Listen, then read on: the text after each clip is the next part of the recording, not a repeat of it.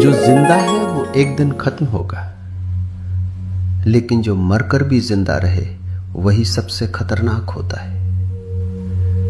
इसलिए मैं कहता हूं, जिंदे आम्बेडकर से ज्यादा मरा हुआ आम्बेडकर खतरनाक है। जिंदा आम्बेडकर एक इंसान था, एक आवाज था, एक सोच था, जिससे लोग बहस कर सकते थे, जिसका विरोध कर सकते थे, जिसे अनदेखा कर सकते थे। लेकिन मरा हुआ आम्बेडकर अब सिर्फ एक इंसान नहीं है, वो भारत के संविधान में बस चुका है। अब आम्बेडकर एक व्यक्ति नहीं रहा, वो एक व्यवस्था बन चुका है, और यही उसे सबसे शक्तिशाली बनाता है। यानी आज आम्बेडकर किसी एक वर्ग, किसी एक जाति या किसी एक समुदाय में सीमित नहीं है। वो हर उस इंसान में है जो अपने अधिकार की बात करता है, जो बराबरी की बात करता है, जो अन्याय के खिलाफ खड़ा होता है। अगर आम्बेडकर सिर्फ जिंदा रहता तो शायद वक्त के साथ उनका असर भी सीमित हो जाता। लेकिन आम्बेडकर आज सिर्फ एक व्यक्ति नहीं, एक विचार बन गया है। और जब वो विचार संविधान में उतर गया तब वो अमर हो गया। अब उसे मिटाना नामुमकिन है, क्योंकि अब वो किसी किताब के पन्ने में नहीं, बल्कि भारत के लोगों के अस्तित्व का हिस्सा बन चुका है। सोचो, अगर आम्बेडकर नहीं होता तो क्या भारत सच में एक मजबूत लोकतंत्र बन पाता, या बस नाम का लोकतंत्र रह जाता? संविधान तो शायद तब भी लिखा जाता, लेकिन उसमें वो सोच, वो दूरदृष्टि और हर व्यक्ति को साथ लेकर चलने की जिद शायद उसमें नहीं होती। वो सिर्फ एक ढांचा बनकर रह जाता, जैसा कई देशों में हुआ है, जहां कागज पर अधिकार होते हैं पर जमीन पर उनकी कोई आवाज नहीं होती। और तब सत्ता कुछ हाथों में सिमट जाती और बाकी समाज बस उसे सहता रहता, खासकर महिलाएं। और सबसे बड़ी बात, महिलाओं के लिए जो बदलाव आए वो भी शायद कभी नहीं आते।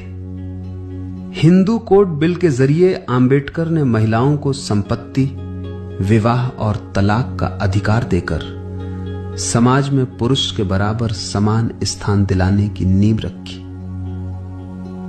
यह सुधार किसी एक जाति या वर्ग के लिए नहीं था, यह हर उस महिला के लिए था जिसे सदियों से परंपराओं के नाम पर सीमित किया गया था। ब्राह्मण महिलाएं भी इससे अछूती नहीं थीं, वो भी उन्हीं बंधनों में बंधी थीं जहां परंपरा के नाम पर उनकी स्वतंत्रता को दबा दिया जाता था। आम्बेडकर ने सिर्फ संविधान नहीं दिया, बल्कि समाज को यह भी सिखाया कि औरत की गरिमा के साथ कोई समझौता नहीं हो सकता। आम्बेडकर ने यह साबित किया कि अधिकार किसी एक वर्ग की संपत्ति नहीं होते, वो हर इंसान का हक होते हैं। इसलिए मैं कहता हूं कि मरा हुआ आम्बेडकर ज्यादा खतरनाक है। तो इसका मतलब यह नहीं कि तुम्हें आम्बेडकर से डरने चाहिए। इसका मतलब यह है कि अब उसे रोका नहीं जा सकता। अब आम्बेडकर हर उस कानून में है जो आपको सुरक्षा देता है, हर उस अधिकार में है जो आपको आवाज देता है, और हर उस इंसान में है जो अन्याय के खिलाफ खड़ा होता है। क्योंकि अब आम्बेडकर एक नाम नहीं, एक ताकत है जो हर भारतीय के अंदर जिंदा है। आम्बेडकर अब कोई बीता हुआ इतिहास नहीं, आम्बेडकर एक अंतहीन संघर्ष और एक कभी न बुझने वाली मशाल बन चुका है। उनकी असली ताकत यही है कि वो आज हर उस भारतीय के स्वाभिमान में धड़क रहा है जिसने झुकना छोड़ दिया है और जो सिर उठाकर जीना जानता है। और एक बात जो अक्सर लोग समझ नहीं पाते, भारत की असली मजबूती उसकी ताकतवर सेना या उसकी बड़ी जनसंख्या में नहीं, बल्कि उसके संविधान में है।